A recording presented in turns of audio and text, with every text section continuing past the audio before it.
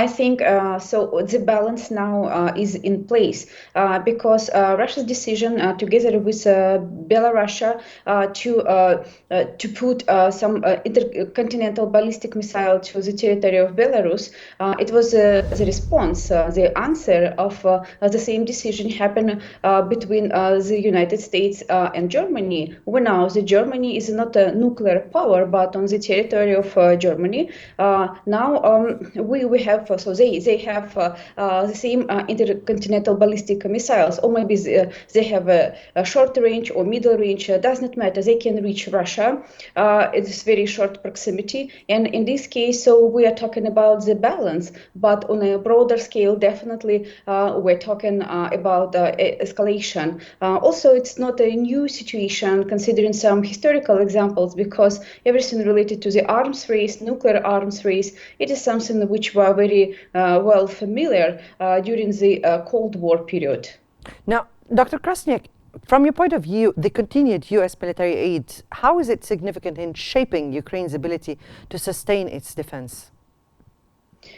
Well, I believe Ukraine has no capability to sustain its defense because it's totally dependent on American and European and military help and financial help. I believe that Ukraine is a failed state because it's incapable to provide its people, to provide its defense or anything. And we cannot even talk about Ukrainian sovereignty because the government of Ukraine even cannot make its own decisions regarding its foreign and domestic policy without consulting with Americans. I'm strongly believing that Ukraine has no capability to provide its own needs.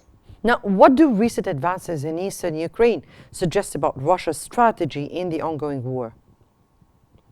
If we're talking about the eastern Ukraine, maybe we should talk about the Russians, the territories which are now not just only controlled by Russia, but they are part of the Russian territory. And we see Russia is investing a lot of money and resources to rebuild this territory. And economically, of course, it's a certain burden, but at the same time, it's a huge investment in people capacity, in people's life who are Russian people speaking the Russian language and always been turning towards Russia because historically it's Russian territory. And Russia is not just only capable, but is willing to continue this line. Now, from your point of view, how do escalating tensions between Russia and Ukrainian cities affect the civilians and the civilian morals, and definitely the international response?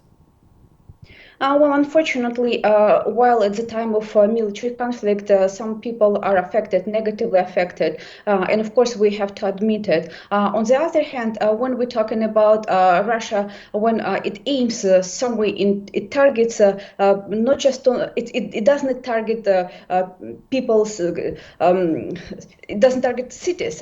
It targets certain objects related to logistics or military infrastructure, so some industrial objects. So it's not definitely about people. And Russia is very careful just choosing its strategic aims. But from some time to time, so we see how people are negatively affected. So well, it's a side effect of a military conflict.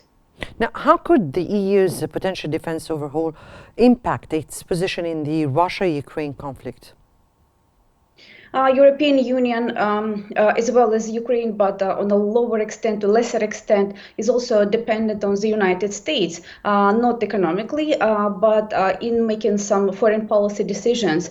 And European Union, in this case, now probably in a position to make certain decisions regarding like a possible change of American attitude towards supplying Ukraine with weapons and with finances, with everything. But unfortunately, or maybe unfortunately for European countries, we cannot talk about their even own sovereignty because definitely in the last decades they became dependent in foreign policy decisions on the United States.